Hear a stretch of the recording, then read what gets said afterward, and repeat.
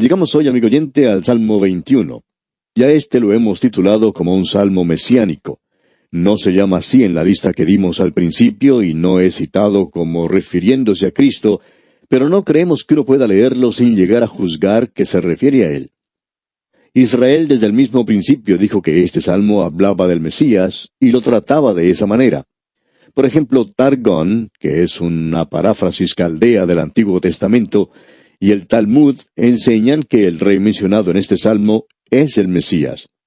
Y el gran erudito de Talmud, rabino Solomon Isasi, conocido por el nombre de Rashi, endosa esta interpretación que habla del Mesías, pero él sugiere que no se utilice de esa manera porque los cristianos hacen uso de este salmo como una evidencia de que Jesús de Nazaret es el Mesías. Y debemos decir que creemos que ese es un buen testimonio de que este salmo habla del Señor Jesucristo. Este es un salmo que es importante en otra dimensión. Es un salmo que ha sido usado por iglesias litúrgicas que observaban ciertos días. Por ejemplo, esas iglesias observaban el día de la Ascensión y utilizaban este salmo para conmemorar ese día. Ese día celebra el regreso del Señor a la gloria y su presencia allí como nuestro sumo sacerdote. Y no sé por qué nosotros, los fundamentalistas, no hemos prestado más atención a la ascensión de Cristo. Nosotros celebramos la Navidad, celebramos la llamada Semana Santa, el día de Pentecostés. Hay muchos que celebran eso. Pero, ¿qué acerca del día de la Ascensión? Para mí, ese es un gran día, y opino que probablemente deberíamos prestar más atención a este punto. Pues bien, lo podemos hacer en este salmo porque nos habla de la ascensión de Cristo. Y vemos aquí al Rey en el cielo, y podemos ver el juicio que se aproxima sobre aquellos que le han rechazado. Este es un salmo de David, así señalado en el texto inspirado, e incluye también su reino venidero como rey sobre este mundo, es decir, el reino de Jesús, y es un salmo que fue utilizado sin duda alguna en la adoración en el templo.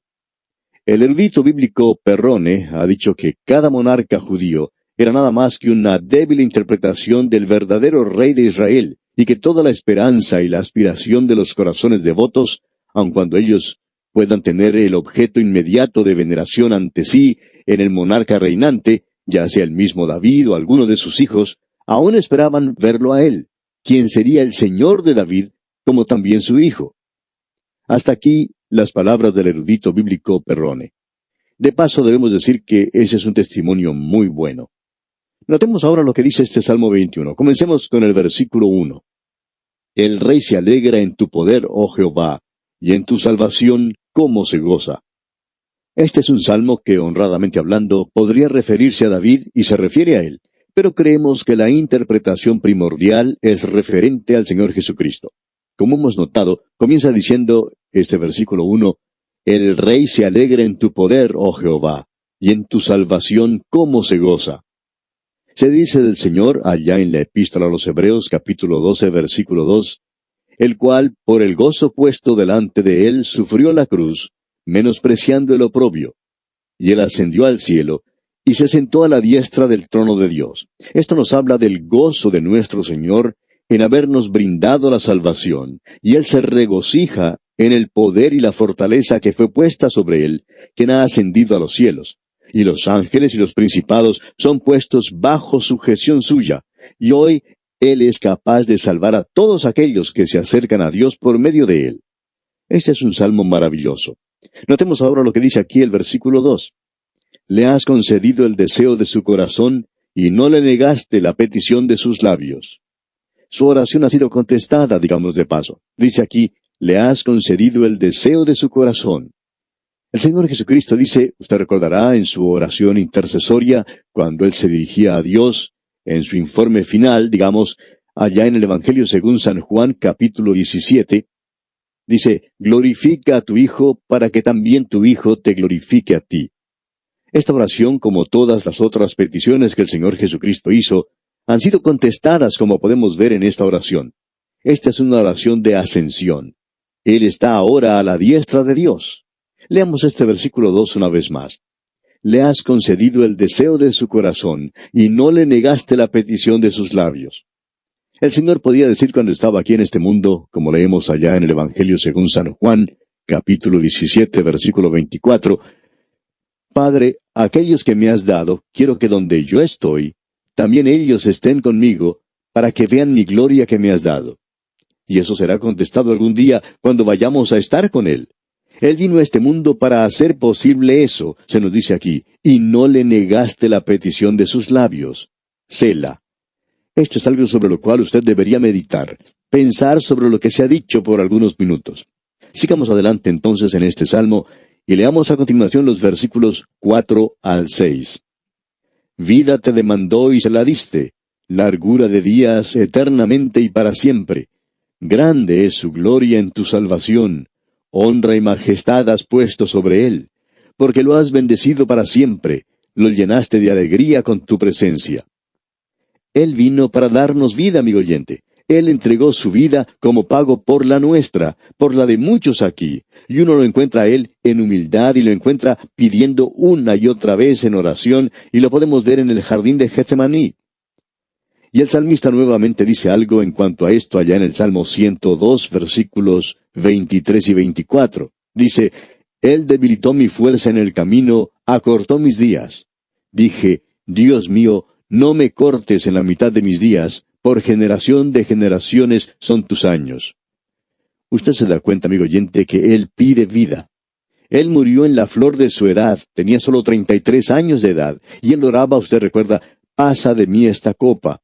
Pero se nos dice allá en la epístola a los Hebreos, capítulo 5, versículo 7, y Cristo, en los días de su carne, ofreciendo ruegos y súplicas con gran clamor y lágrimas al que le podía librar de la muerte, fue oído a causa de su temor reverente. ¿Por qué? ¿Cómo fue oído, amigo oyente? Bueno, Él murió, pero Dios le resucitó de entre los muertos, y ahora vive y es glorificado con cuerpo humano para siempre. Y Él está ahora sentado a la diestra de Dios.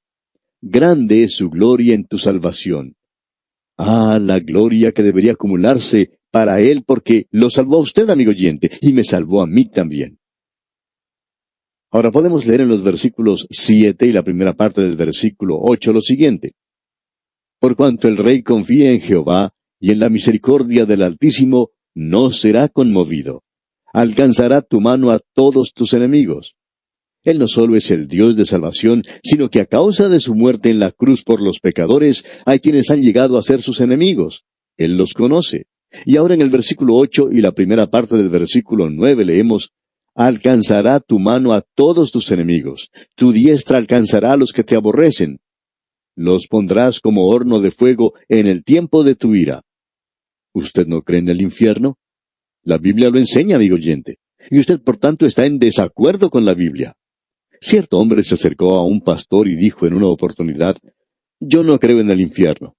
El pastor le dijo, entonces usted está en desacuerdo con la Biblia. Y él contestó, no me importa, yo no creo en el infierno. Pues bien, le dijo el pastor, usted va a creer en él algún día. Mejor es que lo crea ahora, amigo, porque un día usted se enterará de que eso es verdad. Sabemos que el tema del infierno no es algo muy agradable. Pero, ¿quién dijo que lo era? Dios dice que Él no se alegra con los que se pierden. Dios tiene una obra extraña que se llama juicio. Su obra maravillosa es la salvación. Él quiere salvarle. Pero si usted, amigo oyente, no lo acepta a Él, su camino, su salvación, entonces no hay otra cosa sino juicio para usted. Escuche lo que dice aquí el versículo 9 una vez más. Los pondrás como horno de fuego en el tiempo de tu ira. Jehová los deshará en su ira, y fuego los consumirá. Amigo oyente, esto es muy claro. Fuego es fuego y juicio es juicio. Leamos ahora los versículos 10 hasta el 13. Su fruto destruirás de la tierra, y su descendencia de entre los hijos de los hombres. Porque intentaron el mal contra ti, fraguaron maquinaciones, mas no prevalecerán, pues tú los pondrás en fuga. En tus cuerdas dispondrás saetas contra sus rostros. Engrandécete, oh Jehová, en tu poder. Cantaremos y alabaremos tu poderío. Este es un salmo maravilloso, amigo oyente.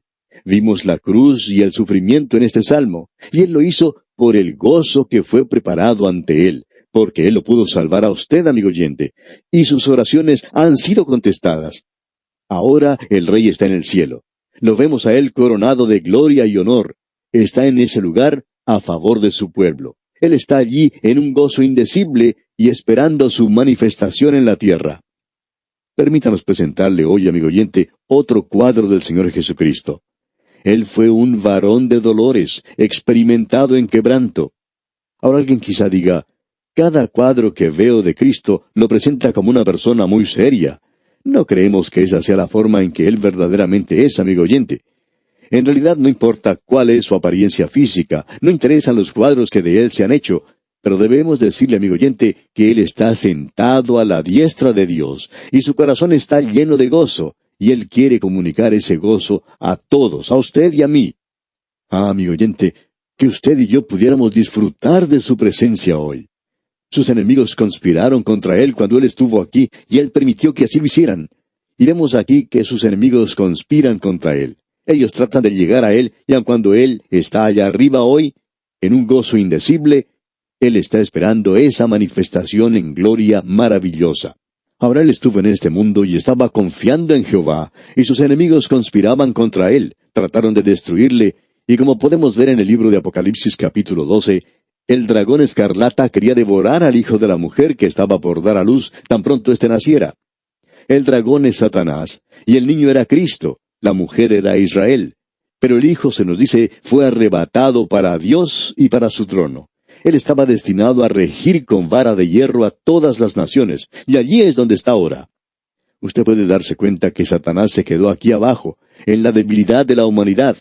Satanás quería destruirlo, pero él fue arrebatado a los cielos. Aquí tenemos un gran salmo, como usted puede apreciar, de la ascensión del Señor Jesucristo. Él completó nuestra salvación y no puede ser movido, se nos dice aquí. En el versículo 7 leemos, no será conmovido. ¡Qué salmo más glorioso y maravilloso, amigo oyente! Tenemos luego un cuadro de juicio, y este no es el único. Está en Apocalipsis, y debemos decirle, amigo oyente, que es un cuadro bastante serio el que se nos presenta allí. El apóstol Pablo lo menciona ya en su segunda epístola a los Tesalonicenses, capítulo 1, versículos 7 al 10. Escuche lo que dice Pablo allí. Y a vosotros que sois atribulados, daros reposo con nosotros, cuando se manifieste el Señor Jesús desde el cielo con los ángeles de su poder, en llama de fuego, para dar retribución a los que no conocieron a Dios, ni obedecen al Evangelio de nuestro Señor Jesucristo, los cuales sufrirán pena de eterna perdición, excluidos de la presencia del Señor y de la gloria de su poder, cuando venga en aquel día para ser glorificado en sus santos y ser admirado en todos los que creyeron, por cuanto nuestro testimonio ha sido creído entre vosotros. ¡Qué cuadro el que tenemos allí! El cuadro de la venida en juicio de sus enemigos. Ahora, amigo oyente, este es un salmo glorioso, un salmo de la ascensión de Cristo. De paso, quisiéramos preguntarle, ¿cuál es su relación con Él en este día?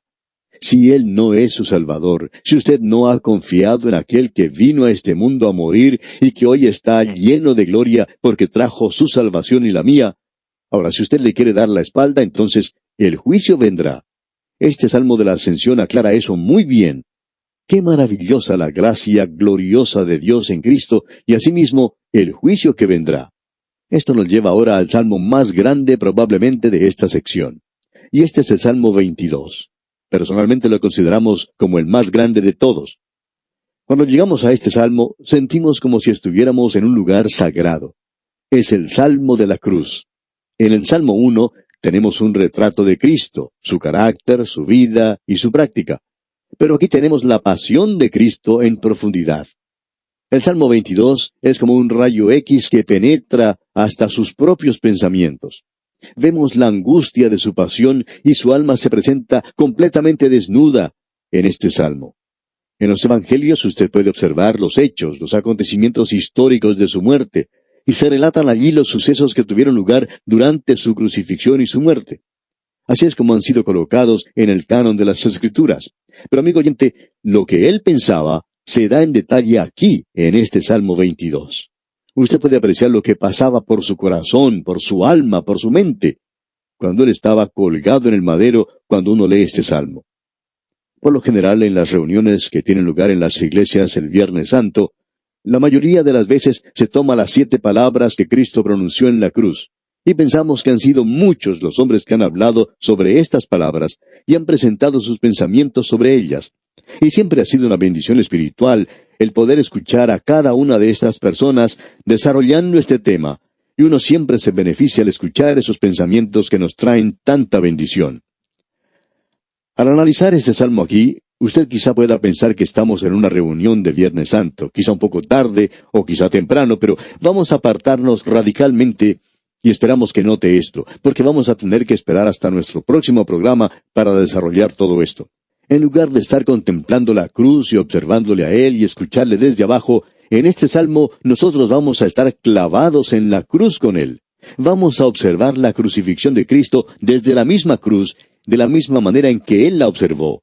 Y vamos a observar debajo y ver lo que ocurría alrededor de esa cruz. También vamos a ver lo que pasaba por su propia alma al verlo clavado en esa cruz, suspendido allí entre el cielo y la tierra, como si en realidad nosotros también estuviésemos en esa cruz. Al que no conoció pecado, por nosotros lo hizo pecado, para que nosotros fuésemos hechos justicia de Dios en él. Y el apóstol Pedro lo dice de la siguiente manera, allá en su primera epístola, capítulo 2, versículo 24. Quien llevó él mismo nuestros pecados en su cuerpo sobre el madero, para que nosotros, estando muertos a los pecados, vivamos a la justicia, y por cuya herida fuisteis sanados. Notemos ahora cómo comienza este Salmo 22. En realidad comienza con un toque de alarma, con una alarma que es sorprendente. Permítame leer el primer versículo de este Salmo 22. Dios mío, ¿por qué me has desamparado? ¿Por qué estás tan lejos de mi salvación y de las palabras de mi clamor? En la primera parte de este Salmo, hasta el versículo 21, tenemos la humillación de Cristo. Desde el versículo 22 hasta el 31, el resto del Salmo, tenemos la exaltación de Cristo. Tenemos entonces su humillación y su exaltación. Por tanto, al comenzar este Salmo en la humillación, tenemos un clamor desesperado de este hombre con H mayúscula, abandonado, que ha sido desamparado por Dios. Usted sabe que ha existido intentos de sacar provecho de la realidad desnuda y de lo horrendo de esta tragedia que tuvo lugar en esa cruz, y se ha intentado destruir ese hecho horripilante. Pero la amarga realidad es que Él fue desamparado de Dios. Existe una traducción en la que dice que Jesús no fue en realidad desamparado. Se ha traducido de la siguiente manera, escuche usted. Dios mío, por esto he sido muerto. Traducido así, en el Pacheta. Ahora, el Pacheta no era un manuscrito muy respetable, digamos de paso, y no es un manuscrito que deberíamos usar. Y esto es lo que él dijo, escuche usted. Dios mío, ¿por qué me has desamparado? ¡Qué cuadro el que tenemos aquí! Y usted se da cuenta que aquí tenemos el sufrimiento humano del Señor Jesucristo. Él llevó nuestros pecados sobre su cuerpo en la cruz. Este es un cuadro, pensamos nosotros, que usted puede observar en la carta a los Hebreos, por ejemplo, donde puede leer allá en el capítulo 2, versículo 9, pero vemos a aquel que fue hecho poco menor que los ángeles, a Jesús coronado de gloria y de honra, a causa del padecimiento de la muerte, para que por la gracia de Dios gustase la muerte por todos. Luego, avanzando un poco hacia los versículos 14 y 15, leemos, así que, por cuanto los hijos participaron de carne y sangre, él también participó de lo mismo, para destruir por medio de la muerte al que tenía el imperio de la muerte, esto es, al diablo, y librar a todos los que por el temor de la muerte estaban durante toda la vida sujetos a servidumbre. Luego, en el versículo 18 de este mismo capítulo 2 de la carta a los Hebreos, leemos, pues en cuanto él mismo padeció siendo tentado, o sea, siendo probado, es poderoso para socorrer a los que son tentados o son probados. Este es un cuadro de Cristo, y Él está colgado allí en la cruz, y es su lamento desesperado. Y en esa hora angustiosa, Él fue desamparado por Dios. No tenía ningún lugar a donde dirigirse. No podía dirigirse al cielo, tampoco podía dirigirse a la tierra. No tenía dónde dirigirse. La pregunta que nos hacemos es, ¿por qué lo desamparó Dios? Bueno, para conocer la respuesta a esta pregunta tendremos que esperar hasta nuestro próximo programa, amigo oyente. Y de seguro que usted está también muy interesado en conocer la respuesta a esa pregunta. Así es que confiamos que ha de acompañarnos una vez más. Le invitamos, pues, a sintonizarnos. Gracias por la atención que nos ha otorgado, y será entonces hasta la próxima vez. Al despedirnos, oramos que el contenido del libro de los Salmos que seguimos estudiando haya dejado honda huella en su vida de relación con Dios.